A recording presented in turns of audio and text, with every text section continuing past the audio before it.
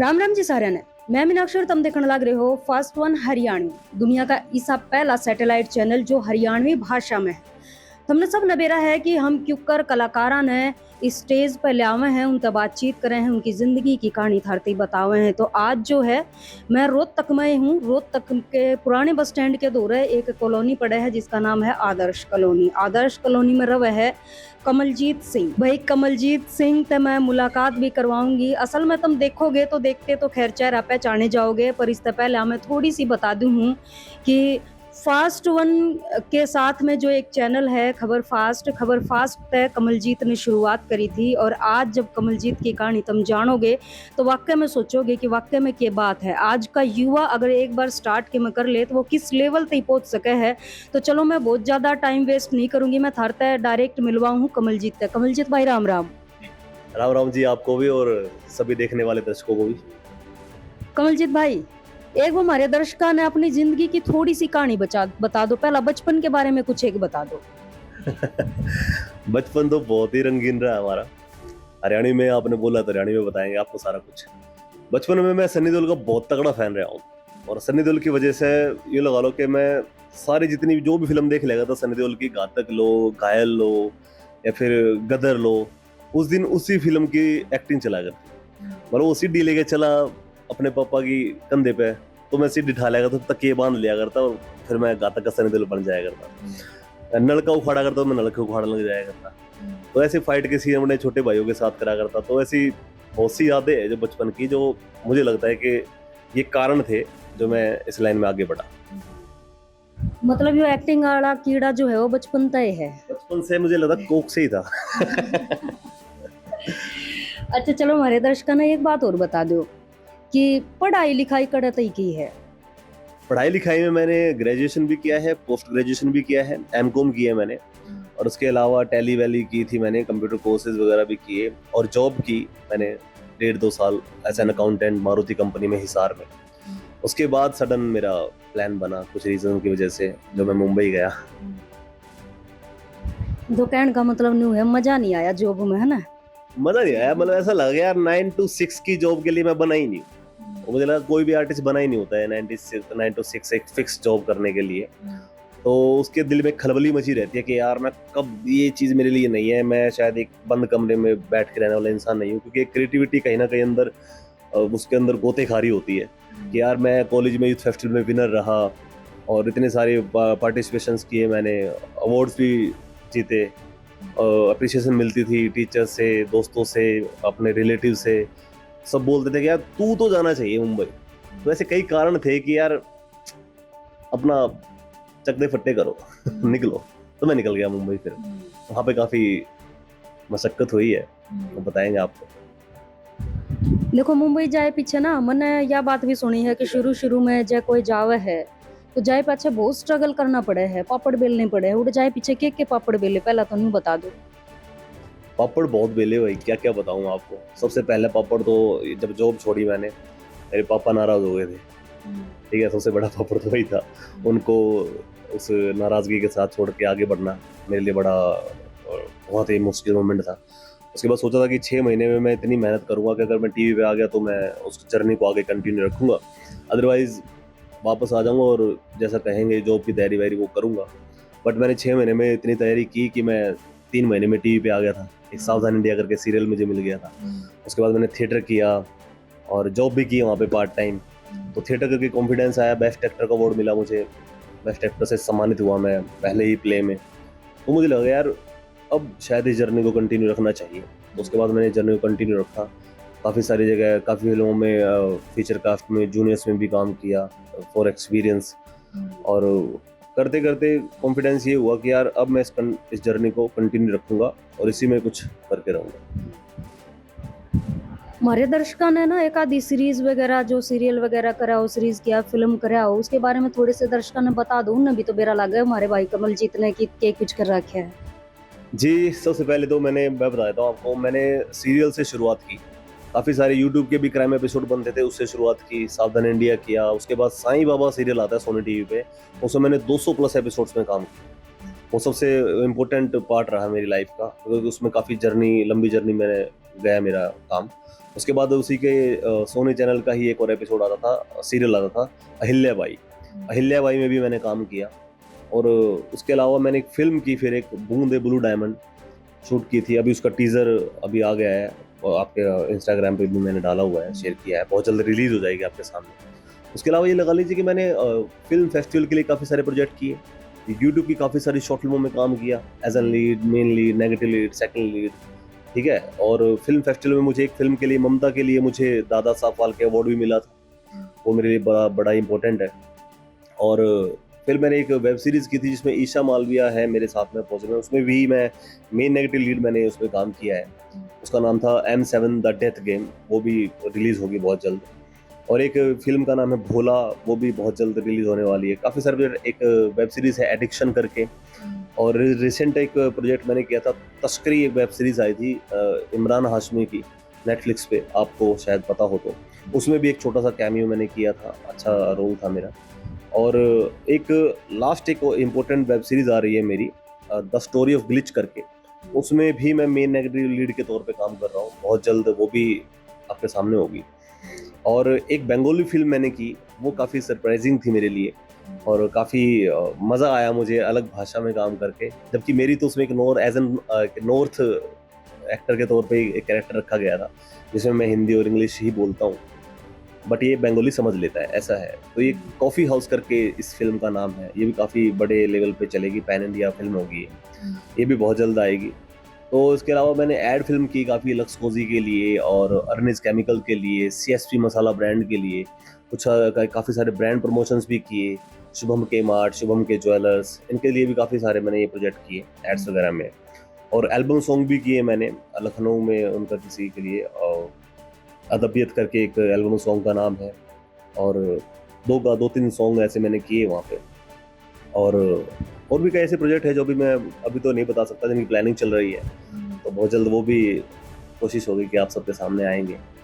तो ये अभी तक मेरी जो है मेहनत है और छोटी सी जर्नी का हिस्सा है, जो दिन रात करके मैंने थोड़ा सा कोशिश की है अचीव करने की, अपने हरियाणा का नाम रोशन करने की सबसे पहले। तो अभी भी कोशिश जारी है, देखते हैं आपके सामने। हरियाणा के रोहतक तक लेकर गए एक लड़का जब मुंबई गया, तो मुंबई में कुछ जो सर्कल के लोग थे या जिनकी गेला के में रहे थे, कुछ अलग तो महसूस करे उड़े, क्योंकि रोहतक आड़िया के बारे में ना आजकल बेरा है, आजकल के कुछ फैल रही भाई ये बहुत आकड़ू हुए हैं, इन्हें बोलन का नहीं बेरा, मतलब इस तरीके की। मुंबई जाए पीछे कुछ इस तरह का आपने फील होया हो कि हाँ भाई कि रोहतक आड़िया या तो कुछ स्पेशल ट्रीटमेंट दिया जा रहा है या समथिंग कुछ भी? जी, मैं आपको सबसे पहले बात बताता हूँ, हरियाणवी भाषा ना मुंबई जैसे शहर में कहीं भी चले जाओ बहुत पसंद की जाती है, मैंने यहाँ तक देखा है। तो मैं जैसे स्टार्टिंग में थोड़ी हरियाणवी में किसी को बोल देता ना कुछ, तो ग्रुप में गुस्से में बोल देते, प्ले में, या फिर कुछ एक्टिंग कर देता मैं, तो वहाँ के लड़के लड़कियां से बोलते थे भाई एक बार और बोल दे, एक बार और बोल दे, हरियाणवी एक बार और बोल के दिखा दे यार। तो ऐसा लगता है यार बड़ा ये तो खुश होते हैं। लेकिन कभी कभी किसी किसी की मेंटेलिटी थी कि भाई हरियाणा के लोग थोड़े से लाइक बुद्धू होते हैं, वो थोड़ा सा उनकी वो थॉट रहता है कि गवार होते हैं। तो इस चीज़ को मैंने थोड़ा कभी फील किया, अपने लिए नहीं, मैंने उनके बातों में ये चीज़ों को फील किया कि हाँ। लेकिन अब धीरे धीरे ये धारणा गलत होती जा रही है, साबित होती जा रही है कि हमारे हरियाणा की इंडस्ट्री जिस तरह से ग्रो कर रही है और हरियाणा के आर्टिस्ट जिस तरह से ग्रो कर रहे हैं, जयदीप अलावत सर या फिर रणदीप हुड्डा साहब या फिर बहुत से ऐसे कलाकार जो काम कर रहे हैं, उन्होंने इस धारणा को पछाड़ दिया है बिल्कुल, और पूरा डंका बज रहा है इस टाइम पे हमारे हरियाणा का, और इस बात पे प्राउड फील होता है। तो लोग अभी भी हरियाणा के बहुत से लोग हैं, मैं जो देखता हूँ, नाम तो क्या लूँ मैं, वो अपने आप को छिपाते हैं, हरियाणा का नहीं बोलते, बोलते मैं दिल्ली से हूँ, मैं दिल्ली से हूँ।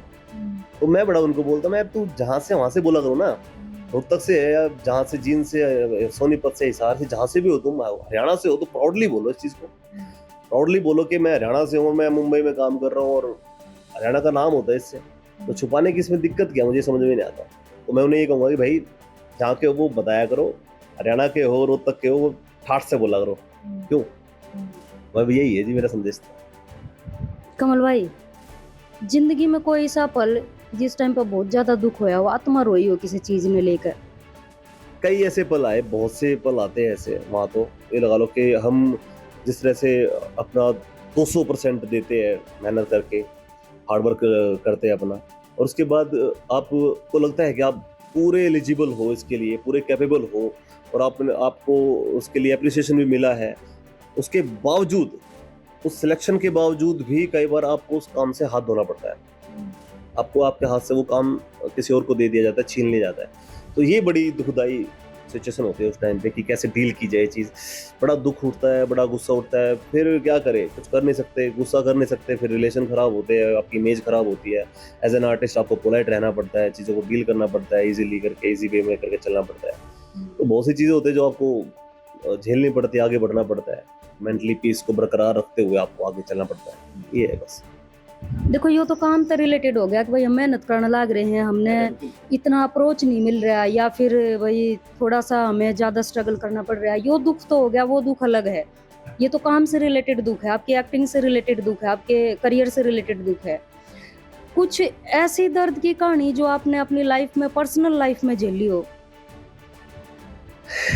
वो तो क्या करेंगे बता के, लोग दर्द पसंद नहीं करते, लोग खुशियाँ और स्टारडम की कहानियां पसंद करते हैं, हार्डवर्क की कहानी पसंद करते हैं। दर्द तो देखो, दर्द तो पार्ट ऑफ लाइफ होता है, मुझे लगता है। दर्द किसी ना किसी की लाइफ में किसी ना किसी रूप में अलग अलग तरीके से आ रहा होता है। सब उसको डील करते हुए आगे बढ़ते चलते हैं। तो दर्द ही है ये, एक घर से दूर बैठे हो आप, अपने घर में कुछ प्रॉब्लम हो जाए, किसी की तबीयत खराब हो जाए तो आप उस टाइम पे उनके साथ नहीं होते हो, बड़ा दुख होता है। मेरी दादी लास्ट टाइम एक्सपायर हो गई थी, मुझे टिकट भी नहीं मिला और मैं शूट में फंसा हुआ था। मैं उस टाइम पे आ नहीं पाया, इतनी तकलीफ थी कि मैं किसी तरह से उड़ के पहुंच जाऊं। तो छोटे छोटे ऐसे बहुत शादी ब्याह में नहीं कई बार आ पाते हैं, ठीक है। तो बहुत सारे इंसिडेंट होते हैं ऐसे जो लगता है कि यार घर पे होना चाहिए था इतनी जल्दी में। और भी ऐसे मूवमेंट की क्या बताए, कई बार ऐसा होता है कि बहुत सी प्रॉब्लम ऐसी आती है जो घर पे भी नहीं शेयर कर सकते आप, ठीक है।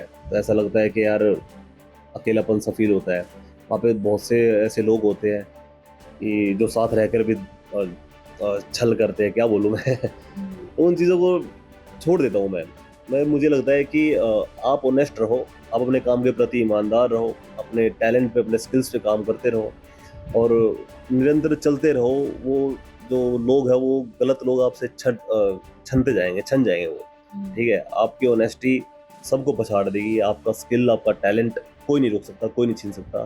That's it. अच्छा कमलजीत भाई, एक बात और बताओ, पर्सनल पे जा रही हूँ थोड़ा सा, ठीक है। भाई 10वीं तक तो बालक की छोड़ दे दो, +2 के बाद थोड़े से बालक ज्यादा होगा, दयाले 2.5 दिन आ जाया कर। वे 2.5 दिन आए थे कदे? 2.5 दिन आप किस वे में बताऊं मैं आपने ना, 2.5 दिन किस वे में पूछ रहे हो आप? भाई कदे कोई गर्लफ्रेंड बनी हो? नहीं, ये सब नहीं हुई। ये बस कॉलेज में मस्ती वस्ती, दोस्त मेरे बहुत थे, सर्कल बहुत बड़ा था मेरा। तो लोगों को गलतफहमी जरूर हुई है बहुत सारी, लेकिन मैं क्योंकि मेरा माइंडसेट थोड़ा सा फिल्मी रहा स्टार्टिंग से, तो मेरे दोस्त, लड़के लड़कियां सब हर तरह के रहे। मेरे सीनियर मैं खुद बीकॉम फर्स्ट ईयर में था, तो मेरे एमए एमकॉम के दोस्त होते थे। जब मैं एमकॉम एमए में हो गया तो मेरे BA first year, BCom first year, BCA BBA के दोस्त होते थे। हर तरह के लड़के लड़के मेरे दोस्त होते थे। तो सब तरह के दोस्त रहे हैं। गर्लफ्रेंड का तो क्या बताऊं मैं आपको। ना वो तो बता दो। ना जी, ये नहीं बता सकता मैं। आपने चित्र पढ़ाओगे, बाबू अंदर ही बैठा है। बाबू कुछ नहीं कहोगे। देखो आने वाले टाइम में भगवान करे बहुत अच्छे लेवल पे जाओ, ठीक है, बॉलीवुड स्टार बनो, दुनिया देखे कि हाँ भाई कि कमलजीत भाई के थे और के हो गए। तो भाई कमलजीत की कुछ तो ऐसे पॉइंट मेरा होने चाहिए ना कि हाँ भाई कमलजीत की लाइफ में भी कोई था। थोड़ा सा आ जान दो, प्रोजेक्ट 3-4 प्रोजेक्ट रिलीज हो जान दो। नहीं तो पता चला यही रख लिया मैं मुंबई, तू बहुत हो गया रे, तू यही रहे। तो वो नहीं चाहता मैं बाद में कभी बताएंगे आपको अच्छे से कहानी। थोड़ा सा बनन दो, प्रोजेक्ट रिलीज होने दो 2-4, फिर करेंगे इस मुद्दे पे बात। बाबू के चित्र तो डर लागे। भाई इसका डर तो होना ही चाहिए, सब रहे, बहुत जरूरी भी है। बड़े बड़े कड़े लगा रही है। वो तो डायरेक्ट तो नहीं बताते पर इनडायरेक्ट तो है। ये तो ये इंडस्ट्री है, इंडस्ट्री में आप फिल्मी हो, आप थोड़ा सा रहते हो तो आपके बहुत से दोस्त ऐसे बन जाते हैं। हर तरह के दोस्त रिलेशन आपके चलते रहते हैं, थोड़े बहुत तो मस्ती मजाक। अब ये तो पार्ट है, इट्स पार्ट ऑफ लाइफ और it's part of industry also. इस पार्ट ऑफ लाइफ का कोई सीरियस पार्ट भी होगा? कोई ऐसा सीरियस पार्ट नहीं, सबसे सीरियस पार्ट मेरा करियर ही है फिलहाल। और उससे बढ़ के तो मैं भी किसी को मैंने इम्पोर्टेंस नहीं दे रखी है अपनी लाइफ में, बिकॉज बड़ी मुश्किल से इस रास्ते को चुना था। इस रास्ते से बड़ी मुश्किल से चला हूँ मैं, घर वालों की नाराजगी झेल के, क्योंकि सबकी इच्छा थी कि सबको, मेरी पूरी फैमिली गवर्नमेंट जॉब में है।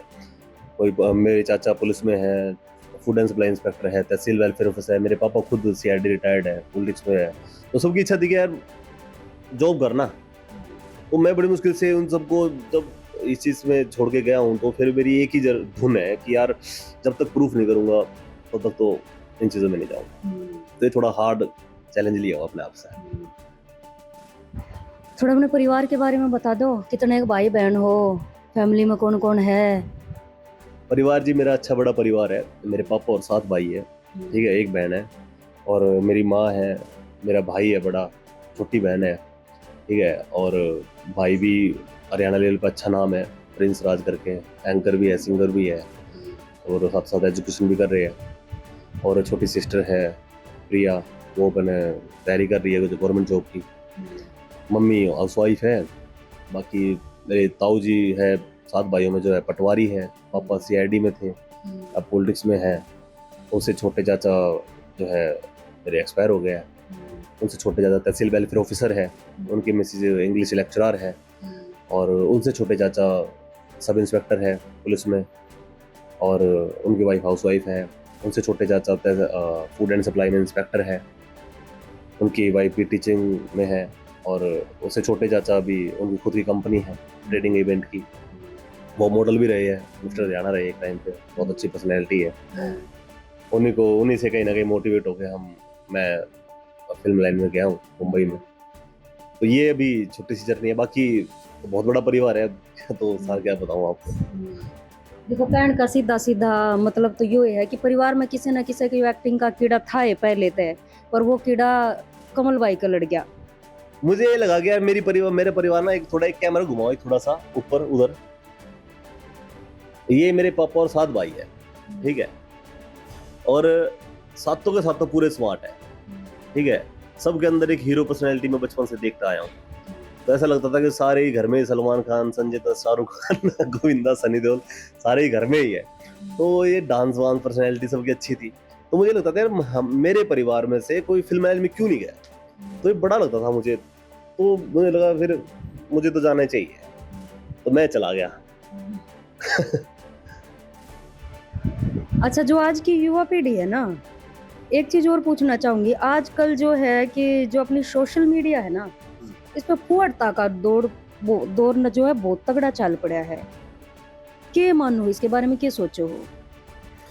फूहड़ता सिर्फ यहाँ नहीं, मेरे ख्याल से पूरे इंडिया में ही चल पड़ा है ये दौर तो, और जो कि बहुत ही बेकार लगता है मुझे। और ये कि पर्सनल है, वैसे काफ़ी घर की औरतें रील वील्स में किसी भी तरह से कुछ भी वीडियोस बनाती हैं। लड़के, आजकल के बच्चे छोटे छोटे कुछ भी वीडियोस बनाते हैं, उनको बच्चे भी देखते हैं, उनसे वो इन्फ्लुएंस पड़ता है, उन पर उनका इफेक्ट पड़ता है, और बहुत ही बुरा है उनके फ्यूचर के लिए ये चीज़ें, उनके बचपन के लिए ख़ास तौर पे, कि उनके बचपन में जो चीज़ें उनको नहीं देखनी चाहिए वो चीज़ें उनको इस रील और फ़ोन के माध्यम से मिल जाती है। तो सोचना चाहिए लोगों को जो घर में इस तरह की वीडियोस बनाते हैं, ताकि उन्हें पता होना चाहिए कि यार समाज में बच्चे भी है, देश में बच्चे हैं, उन पे क्या इम्पैक्ट पड़ेगा, खुद के घर के बच्चों पे क्या इम्पैक्ट पड़ेगा, समाज संस्कृति का भी ध्यान रखना चाहिए। मैं भी एज एन एक्टर, हम बहुत काम करते हैं, लेकिन मैं ख़ास तौर पे ऐसी चीज़ों को ध्यान रखता हूँ कि यार कुछ ऐसे ना किया जाए कि जिससे कि परिवार संस्कृति पे कुछ बुरा असर पड़े। तो थोड़ा सोचना चाहिए, बड़ा निंदनीय है ये चीज़ें, तो ये नहीं करना चाहिए मेरे हिसाब से। थोड़ा ध्यान देना चाहिए घर के लोगों को, बड़े लोगों को भी और औरतों को भी, कि कुछ ऐसा ना करे जिससे कि बच्चों पे गलत असर पड़े। तो यही है, थोड़ा ध्यान दे तो सब समझदार है। तो ज़्यादा बोलेंगे तो लोगों को लगेगा कि ज़्यादा बोल रहे हैं, हमें कौन होता है समझाने वाला, हमें दबा रहे हैं, या फिर ऐसी बहुत सी चीज़ें हो जाती है। बट हमें ध्यान देना चाहिए। लेकिन आजकल ये अपने आप में एक्टर कम है कि हम तो एक्टिंग कर रहे हैं, एक्टर है, तो क्या मानना है? एक्टर हो तो सही मायने में आओ ना, मुंबई मेहनत करो, थिएटर करो, थिएटर में कुछ अचीव करके दिखाओ, वहाँ पे टीवी पे काम करके दिखाओ, मूवीज में काम करके दिखाओ, आके दिखाओ टीवी, तो पता लगेगा आप एक्टर हो। अब तो घर में मैंने देखा है, मैंने भी पर्सनल फील की 2-3 चीज़ें, कि मैं एक बार कहीं बैठा था और अब उसने बोला कि यार कितने फॉलोवर है आपके इंस्टाग्राम पे। अब इतने हैं फॉलोवर, लाइक वाइक देख के बोला इससे ज़्यादा तो मेरे लाइक आ जाते हैं घर पे।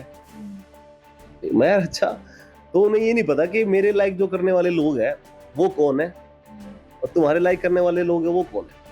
तो उनको उसमें ही डिफरेंस दिख रहा है, मैं किस मेहनत से काम करके मेरे किस कैटेगरी के लोग मुझे वो कर रहे हैं और वो किस बेस पे इस चीज को कैलकुलेट कर रहे हैं। तो भाई मेहनत करो, थोड़ा सिंसियरिटी रखो, रिस्पेक्ट करना सीखो एक आर्टिस्ट की, हर चीज की। तो ये चीजें वो जो अनअवेयर और अनएजुकेटेड टाइप के लोग होते हैं वही करते हैं ऐसी बातें, ऐसी हरकतें। तो उनसे ज्यादा मुंह ही नहीं लगना चाहिए, क्योंकि मेरा सिंपल फंडा है कि कीचड़ में पत्थर मारोगे तो दाग आपके ऊपर ही आएंगे। सो उनको छोड़ देना चाहिए। आजकल की जो युवा है ना, वो एक्टिंग के नाम पे गलत रास्ते पे जाने लग रही है, उन्हें क्या कुछ कहना चाहोगे? जो जी देखो, अपना अपना सोर्स है लोगों का। लोग सोचते हैं कि अब सोशल मीडिया पे कुछ भी अड़ंग बड़ंग करके आप फेमस हो सकते हो, आप फेम पा सकते हो, पैसे कमा सकते हो। लोग कर भी रहे हैं। ये तो मैं सबसे पहले कहूँगा कि ये गलती है सारी ऑडियंस की। ऐसी ऑडियंस उनको लाइक करके, उनको देख के, उनको कमेंट करके उनको बढ़ावा देती है, गलत चीज़ों को बढ़ावा देती है, खुद ही गलत चीज़ों को बढ़ावा देते हैं और खुद ही उसका विरोध भी करते हैं बाद में जब वो सर पे चढ़ जाती है। तो मेरे ख्याल से ऐसी चीज़ों को पहले ही बढ़ने नहीं देना चाहिए। ऑडियंस को पूरे सिर्फ किसी फिक्स क्राइटेरिया को नहीं बोलूँगा, पूरे देश के लोगों को, हर जनरेशन को इसके बारे में अवेयर होना चाहिए। उनको इग्नोर करना चाहिए, बॉयकॉट करना चाहिए, या फिर ज़्यादा से ज़्यादा रिपोर्ट कर देनी चाहिए। कुछ भी ऐसी बेफिजूल की हरकतें करता हो कोई वीडियो मिले, उसको रिपोर्ट करके उसको ब्लॉक कर देना चाहिए, स्पैम में डाल देना चाहिए, ताकि ऐसी वीडियोस बननी ही बंद हो जाए अपने आप ही। इंस्टाग्राम में उसको बैन कर दे, तो मेरे ख्याल से तब जाके चीज़ें रुक सकती है। अदरवाइज तो हर दिन कुछ भी उल जुलूल कबाड़ सोशल मीडिया पे देखने को मिल जाता है आपको। फिर वो लाइक भी मिलते हैं, इसलिए उनका कॉन्फिडेंस बढ़ जाता है। अरे इस ऐसी मैं ऐसा कुछ करूंगा तो उस पर लाइक्स मिलते हैं, ऐसा कुछ करूंगा उल्टा सीधा भी कुछ भी करूंगा तो उस पर लाइक्स मिल जाते हैं। वही उसका कॉन्फिडेंस बढ़ा देते हैं। बस ये कारण है उनके ऐसी हरकतें करने का। हर किसी का जो रुझान इस तरफ बढ़ गया है, तो इस पर अगर ऑडियंस ही थोड़ा सा कदम उठाए, या फिर कुछ ऐसी एनजीओ बन जाए जो इन पे थोड़ा स्ट्रॉन्ग एक्शन ले सके, और ज़्यादा अच्छा होगा। गवर्नमेंट को इस पर एक्शन लेना चाहिए कि कुछ भी ऐसी वीडियोस दिखे तो उन पर जुर्माना ठोका जाए या फिर फाइन लगाया जाए किसी भी तरह का। तो शायद मे भी ऐसी चीज़ों पे कंट्रोल हो सकता है। मेरे हिसाब से ऐसा होना चाहिए। कमल न कदे मौका मिले और पैसा की ढेरी लाग जा और नू कहा जा कि इस तरीके की कोई एक्टिंग करनी है तो कमल करेगा? किस तरह की एक्टिंग? जिसमें फुहड़ता हो, अश्लीलता हो।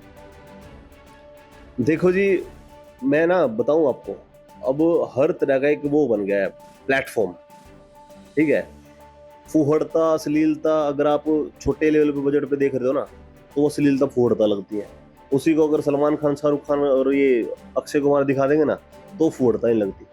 तो चक्कर ये हो गया है कि प्लेटफॉर्म भी बड़ा मैटर करने लगा है। बड़े से बड़ा आर्टिस्ट उस चीज़ के आगे झुकता है। लोग ये भी करते हैं कि आपको हमें एज एन एक्टर ये बोला जाता है कि आप तो एक्टर हो, आप भी तो समाज को ये अश्लीलता भी एक पार्ट है समाज का। इसको एज एन एक्टर के तौर पे अगर लोगों को अवेयर करना है या जागरूक करना है उस चीज़ को लेके, जब तक एक्ट नहीं करोगे तो कैसे दिखाओगे? तो कई बार हमें भी उस चीज़ के आगे झुकना पड़ता है। मैं नहीं, बहुत से एक्टर्स को ये रीज़न होता है। जो बहुत सी लड़कियां आपने देखी होगी कि वो बोलती है कि मैं ऐसे कपड़े नहीं पहनूंगा, थोड़े दिनों बाद दिखता है कि वो पहन लेती है। बिकॉज ऐसे रीज़न होते हैं, वैसे सर्कमस्टांसेस हो जाते हैं, सिचुएशन बन जाती है कि वो कर लेते हैं, ठीक है। तो एज एन एक्टर हमें एज एन कलाकार के तौर पे एक रूप धारण करना पड़ता है। वो उस टाइम पे वो चीज़ें करनी पड़ जाती है हमें। लेकिन मेरी जहाँ तक कोशिश रहेगी, मैं नहीं करूँगा। कोशिश करेंगे कि नहीं किया जाए। अभी तक तो मैंने नहीं किया, तो बाकी फ्यूचर डिसाइड करेगा। अभी तो हम स्टार्टिंग जर्नी है मेरी, कहाँ ये जर्नी कहाँ किस मोड़ करवट ले, किस तरह का क्या प्रोजेक्ट आएगा। हाँ, उस प्रोजेक्ट से अगर कुछ सीख मिलेगी, समाज को कुछ ऐसा मैसेज जा रहा है और उसके जरिए उसके बेस पे कुछ करना पड़े, तो फिर देखेंगे, सोचेंगे और करेंगे उस तरीके से। चलो, फास्ट वन भी ये भगवान तनु प्रार्थना करेगा कि भाई एक बार हम फिर कमल का इंटरव्यू लेवें, लेकिन उस टाइम पे लेवें जिस टाइम पे कमल का नाम हो, बहुत बड़ा एक्टर बन जा, ठीक है। तो लास्ट में एक सवाल और पूछना चाहूंगी कमल भाई। बहुत सारे युवा हैं, आपके साथ के भी हैं, ठीक है, उन संदेश के देना चाहोगे? आप तो एक्टिंग लाइन में बढ़ गए, ठीक है, बहुत सारे ऐसे युवा भी हैं जो भाई अलग अलग चीजें कर रहे हैं, पढ़ाई कर रहे हैं लेकिन सक्सेस नहीं होते। पढ़ाई पढ़ाई कर रहे हैं, किसी और की सक्सेस नहीं होते, उसने छोड़ दिया, ये कर लिया, वो कर लिया, वो कर लिया, स्टेप बाय स्टेप एक सीढ़ी न छोड़कर दूसरी सीढ़ी पर चढ़ते जाए, आखिर में क्या हुआ, उनकी जिंदगी का कुछ नहीं बनता, ना वो नून के रहते ना नीन के रहते। ऐसे लोगों ने, ऐसे युवाओं ने किए अपनी तरफ से क्या सलाह देना चाहोगे? मैं बहुत से लोगों को जानता हूँ, ऐसे काफ़ी सारे दोस्त हैं मेरे। तो पहली बात तो मेरी एक पर्सनल इच्छा है, अगर मैं बड़ा बनता हूँ, जैसे कि अगर आप लोगों की दुआ रही तो मैं बड़ा बन गया, तो मैं ऐसे बहुत सारे सोर्सेज बनाऊंगा, ऐसे कुछ बिजनेस डालूंगा जिसमें कि मैं अपने उस सर्कल के लोगों को, दोस्तों को काम दे सकूँ। मेरी ये पर्सनल इच्छा है, आपको बता रहा हूँ मैं।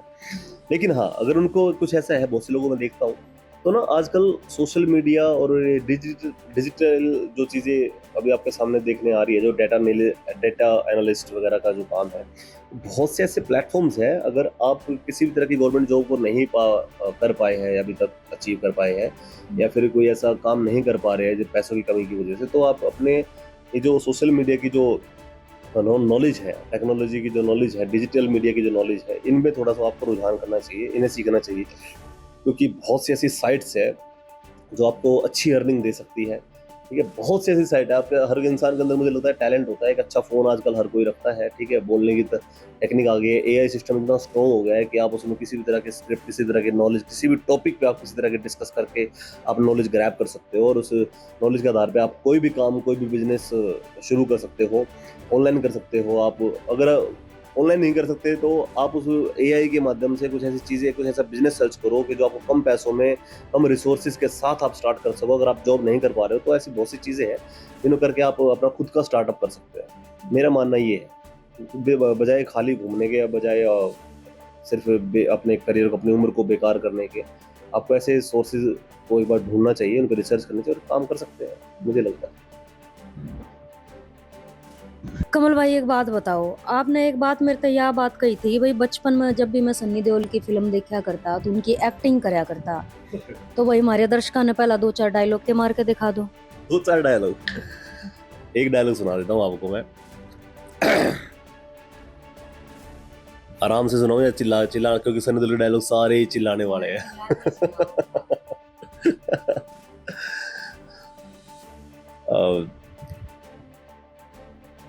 काजल, इन हाथों ने हथियार छोड़े हैं, चलाना नहीं भूले।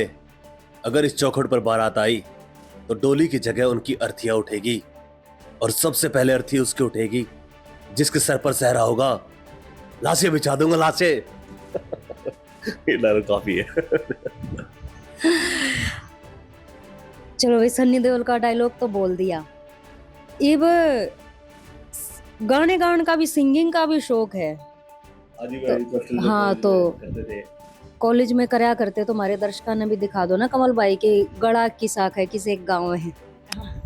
कॉलेज में मोस्टली हम कल्चरल करते थे, हरियाणवी। तो जैसा कि आपका इंटरव्यू भी हरियाणवी में शुरू हुआ हमारा, तो हरियाणवी गाना सुना देता हूँ आपको एक मैं, जो कॉलेज में करते थे। तो ये गाना था कि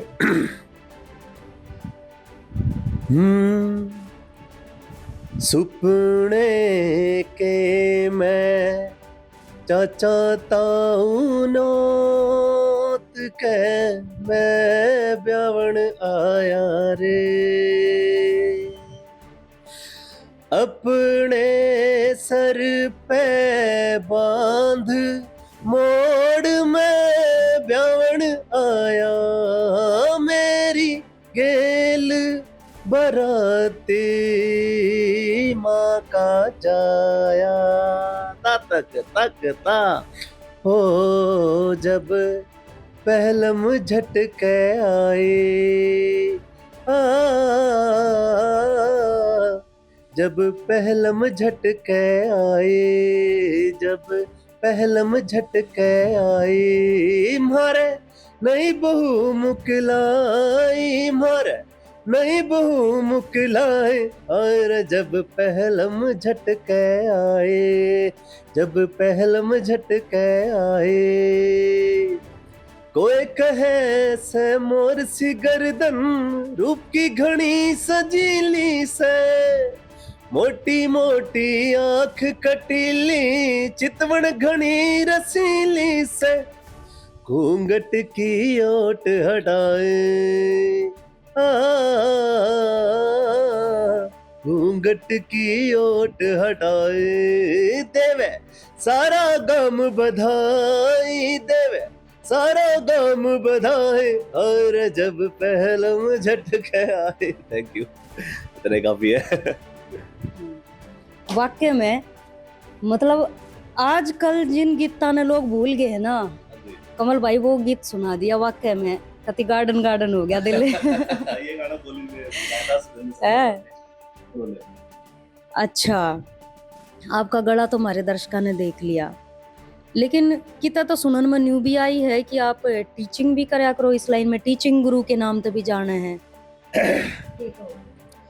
जी हाँ, मैं एक्टिंग क्लासेस भी देता हूँ मुंबई में। काफ़ी सारे ऐसे बच्चे हैं जो बहुत ज़्यादा फीस अफोर्ड नहीं कर पाते हैं। वहाँ पे काफ़ी कोर्सेज काफ़ी महंगे हैं, 2 से 3 लाख 4 लाख रुपए फीस है उनकी। तो मैंने कुछ ऐसा सोचा था कि बहुत से बच्चे हैं जो दोस्त लोग सर्कल में मिलते थे, वो फीस अफोर्ड ना कर पाने के कारण बेचारे घर छोड़ के आ जाते हैं, और वो सिर्फ मेहनत करते हैं बजाय सीखने के, सीख नहीं पाते हैं क्योंकि पैसे की कमी की वजह से। तो मैंने कम फीस में वहाँ पे कुछ कोर्स स्टार्ट किया था, वर्कशॉप स्टार्ट की थी। तो मैं वहाँ पे कम पैसे में, कम फीस में बच्चों को काफ़ी क्लासेस दे चुका हूँ, और अभी मेरा प्लान है कि मैं सिटी वाइज सिटी वर्कशॉप दूँ। एज ए गेस्ट वर्कशॉप मैंने स्टार्ट भी कर दी है। अभी आगरा में मेरी बात चल रही है, दिल्ली में मैं प्लान कर चुका हूँ अभी, और हरियाणा में मैंने जींद से स्टार्ट कर दिया है। जींद में मुझे बुलाया गया था अभी कुछ दिन पहले ही मैं जींद में वर्कशॉप दे के आया हूँ। और मुंबई में काफ़ी जगह मैं काफ़ी बच्चों को वर्कशॉप दे चुका हूँ। मेरे फ्लैट पे भी काफ़ी बच्चे सीखने के लिए आते हैं। तो मेरी कोशिश है इन फ्यूचर, अगर मेरा कुछ, मैं थोड़ा सा और अच्छे से अपना नाम बना पाता हूँ, अब मेरे पास फेम आ जाता है, तो मैं प्रॉपर एक ऐसा स्टूडियो डालूंगा जिसमें कि बच्चों को कम पैसों में एक्टिंग क्लासेस दे सकूँ। जो इसमें अपना करियर बनाना चाहते हैं, अपना फ्यूचर बनाना चाहते हैं, तो उनको मैं थोड़ी सी भी अगर हेल्प कर पाऊँ, तो ये मेरी कोशिश है। तो देख रहे हैं, अभी आपके सामने होगा ये भी बहुत जल्द। जुकर एजुकेशन लाइन में खान सर का नाम बहुत ज़्यादा फेमस है आजकल, पता ही होगा। गवर्नमेंट जॉब में जो बहुत कम फीस में, 0 माइनस के फीस में इतने लोग गाने जो है सिखाने लग रहे हैं, बच्चन का करियर बनाने लग रहे हैं। तो मतलब कमल भाई का भी एक यो सपना है कि भाई एक्टिंग लाइन में जो बच्चे जाना चाह रहे हैं उनने भी 0 फीस में एक तरह है इतना कि बच्चा बहुत अच्छी तरीके से अफोर्ड कर सके। यो सपना लेकर कमल भाई चलन लग रहे। जी बिल्कुल, ये सपना लेके चल रहा हूँ मैं काफ़ी टाइम से। ये मुझे मुंबई में ही इस चीज़ का मोटिवेशन मिला, जब क्योंकि मैं स्टार्टिंग में मैं गया था, तो कोर्सेज मैंने जहाँ जहाँ पता किया वहाँ पे बहुत महंगे कोर्सेज थे। और क्योंकि मैं उस वक्त घर से भी सपोर्ट नहीं ले रहा था, तो जब जेब पे खुद खुद आप करते हो तो आपको पता लगता है, चीज़ों की अहमियत समझ में आती है, पैसे की वैल्यू समझ में आती है। तो मुझे पता लगा यार, सीखना बहुत ज़रूरी है। सीखे बगैर अगर मैं यहाँ पे मेहनत करूँगा, तो शायद मुझे वो काम, वो वैल्यू इतनी जल्दी नहीं मिलेगी जो सीखने वाले बच्चों को मिलती है। तो मैंने जब सीखा तो देखा कोर्सेज बहुत महंगे हैं, तो किसी तरह से मैंने कोर्स किया, और किसी तरह इंस्टॉलमेंट में फीस वगैरह मैंने पे करके कोर्स कर लिया। लेकिन मुझे लगता है कि सब बच्चे बेचारे इस चीज़ के अफोर्ड नहीं कर सकते हैं। इस वजह से मेरी कोशिश है कि मैं ये कोर्स उनको दूँ, कम पैसों में उनको थोड़ा सा कैपेबल बनाया जाए, उनको स्ट्रैटेजी बताई जाए कि क्या स्ट्रैटेजी रखें, आप घर पे रह के भी क्या तैयारी कर सकते हैं। मुंबई में आने के बाद आपका आधा खर्चा बच सकता है, क्योंकि जो जैसे मैंने स्टार्ट किया मुंबई में जाके, मैंने बहुत सी चीज़ें सीखी, लाइक हिंदी डिक्शन से लेके उर्दू डिक्शन से लेके, या फिर कौन सी किताबें पढ़नी है, ऑडिशन कैसे क्रैक करने हैं, इंट्रोडक्शन वीडियो कैसे बनाने हैं, ये चीज़ें वहाँ पे जाके मैंने सीखी। वहाँ पे जाके मैं रेंट देना पड़ा, मुझे सर्वाइव करना पड़ा, खाना पीना हर चीज़ में आपका वक्त, आपका पैसा, आपका टाइम ज़्यादा गया वहाँ पे। तो मैं चाहता हूँ कि उन बच्चों को मैं इस तरह से मोटिवेट करूँ, अगर वो मेरा वीडियो देखते हैं, मैं काफ़ी जगह बताता भी हूँ ये बात, कि वो लोग अगर जो आना चाहते हैं, सबसे पहले आपको सीखना होगा, और सीखना पहला क्राइटेरिया, पहला कदम है कि आप किताबें पढ़ो। वो आप घर रह के भी बहुत अच्छे से पढ़ सकते हो। हिंदी नुक्तों पे काम करो, उर्दू नुक्तों पे काम करो, हिंदी डिक्शन पे, एक्सेंट पे काम करो, कि आप जब बोलो तो आपके एक्सेंट में हरियाणवी ना छलके। हरियाणवी बोलो, लेकिन जब आपको हिंदी इंडस्ट्री में काम करना है, तो आपको हिंदी ही झलके, आपकी हरियाणवी ना झलके। और आपको वैसे आपको प्राउड होना ही चाहिए कि मैं अब जब बताने का मौका है कि आप कहाँ से हो, तो प्राउडली बोलो कि मैं हरियाणा से हूँ। ऐसा नहीं है कि आप हरियाणवी भाषा को, हम इसको इग्नोर कर रहे हैं, लेकिन हिंदी इंडस्ट्री में काम करने के लिए आपको हिंदी पे काम करना चाहिए। वहाँ पे उर्दू एक्सेंट का डिक्शन, नुक्तों का प्रयोग किया जाता है, उन पे काम करो। और इंट्रोडक्शन कैसे बनते हैं, उनको आप घर रह के तैयार करो। तब आपको आपकी एटलीस्ट आपकी 30% तैयारी आप घर पे ही रह के कर लोगे, जिसमें आपका रेंट बचता है, आपका पैसा बचता है, अपने घर वालों के पास रहते हो, ठीक है। उसके बाद जब आपकी 30% तैयारी आपकी हो जाती है, तो मुंबई आओ, किसी अच्छी जगह, किसी अच्छे इंस्टीट्यूट से, किसी अच्छे थिएटर से आप सीखो, फिर जाके आप कोशिश करोगे तो मुझे लगता है कि आपको ज़रूर सक्सेस मिलेगी, आपको ज़रूर फ़ायदा मिलेगा उस चीज़ का। ये मेरा कहना है। कमल भाई एक चीज़ और बताई थी आपने, बात करते करते यह बात बताई थी कि जब आप जॉब कराया करते, जॉब छोड़कर जब मुंबई की तरफ रुख कराया तो पापा बहुत नाराज थे। अब पापा का रवैया आपके प्रति कैसा है, सपोर्ट करें हैं?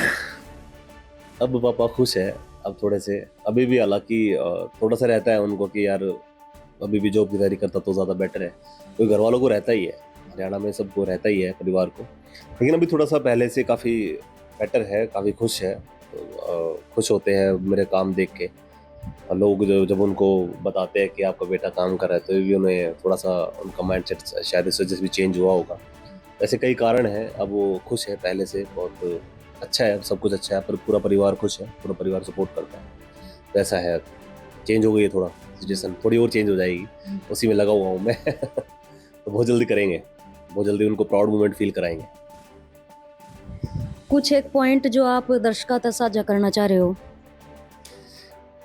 क्या पॉइंट, बस ऐसे है कि थोड़ा सा प्यार दीजिए और थोड़ी दुआ कीजिए आपके बच्चे के लिए, आपके भाई के लिए, कि मैं भी हरियाणा का नाम पूरे वर्ल्ड लेवल पे कर सकूं। कोशिश है मेरी पूरी, दिन रात दिल से मेहनत कर रहा हूं, और बहुत जल्द अगर मुझे मेरा मौका मिलेगा हरियाणवी इंडस्ट्री में भी काम करने का, तो हरियाणवी इंडस्ट्री में भी मैं ज़रूर काम करूंगा और काम करना चाहूँगा। तो बशर्ते बस कोशिश ये है कि आप लोगों का प्यार मुझे फ्यूचर में मिले, इसी तरह से कई गुना ज़्यादा प्यार मिले मुझे, और मुझे अपना आशीर्वाद दीजिए, अपना प्यार दीजिए। वही एक आर्टिस्ट के लिए हिम्मत और ताकत का काम करती है। तो वही देखा, हमने जिस इंसान तक थारते मिलवाया, उम्र बहुत ज़्यादा नहीं है, उम्र बहुत कम है, लेकिन इस उम्र में जो सफलता की सीढ़ी है ना, वो कमलजीत जो है एक एक करके ना आगे बढ़ने लग रहा है। और यो कमलजीत जो है उन युवाओं खातर एक प्रेरणा स्रोत है, जो युवा जिंदगी तो हार मान ले है कि मैं करना चाहूँ उड़ा हार मान जा है कि मैं उनकी ज़िंदगी में थोड़े बहुत भी उतार चढ़ाव आगे तो वो उड़ता है, स्किप कर जाए है सारी चीज़ें ना, उन्हें ऐसा लगने लग जाए यार ख़त्म हो गया सब के, मैं एक तो मेरे बस का कि मैं नहीं रहा ना मैं कि मैं कर सकता, तो इसे उसमें वे जाकर के मैंने कि मैं गलत कदम ठाले हैं। तो फिलहाल तुम देखने लग रहे हो कि थारे से हम एक उदाहरण कमलजीत है कि जो कि रोहतक बहुत बड़ा शहर नहीं है, लेकिन एक रोहतक छोटे से शहर से लेकर के न मुंबई तक का सफ़र करना और उड़े जाकर न बहुत सक्सेस। मैं तुमने छोटी छोटी इसकी क्लिप भी दिखाऊंगी जो वेब सीरीज़ में काम कर रखी हैं, या बहुत सारी जो चीज़ें कमल भाई ने बताई हैं अपनी जुबान पे चीज़ें, मैं छोटी छोटी क्लिप भी थारे से हमें दिखाऊंगी कि भाई कदे तुम नू सोचो कि ले भाई कमल भाई तो फेंकन लग रहा है, हम भी नू फेंकन लग रहे हैं। तो छोटी छोटी जो क्लिप है ना वे मैं तुमने दिखाऊंगी, पर हाँ मारी गेलिया जुड़े रही हो, क्योंकि फास्ट वन एक ऐसा सैटेलाइट चैनल है कि जो दुनिया का पहला ऐसा चैनल है जो हरियाणवी भाषा में है, और तुमने गांव आता है, गली आता है, शहर आता है, कभी कोने कोने तक हर जगह आता है। जो हमारे स्टार है ना, चाहे वो छोटे स्टार हैं चाहे वो बड़े स्टार हैं, उन तो रूबरू कराओगा कि भाई इस दुनिया में इसे लोगों की कमी नहीं है जो सही रास्ते पर चलते उड़ना, सही रास्ता अपना के सक्सेस हासिल करे हैं। कि आजकल की तरह इस तरीके का नहीं है कि भाई सबके में पैसा हो गया है, गलत रास्ता भी अपना लिया, सही रास्ता भी अपना लिया, कोई दिक्कत नहीं। तो कमल एक उदाहरण है उन युवाओं खातर जो किसी भी तरीके से हताश हो जाए, निराश हो जाए, मारी गेला बने रही हो। हम कमल तय आज नहीं तो 2 साल पाछे कमल तो दोबारा रूबरू होंगे और नू देखेंगे कल कमल कित था, आज कमल कित है, थारते रूबरू करवाते रहेंगे। हमारे गेला बने रहियो अपने सहयोगी उत्सव के गेला। मैं मीनाक्षी, फास्ट वन, रोहतक।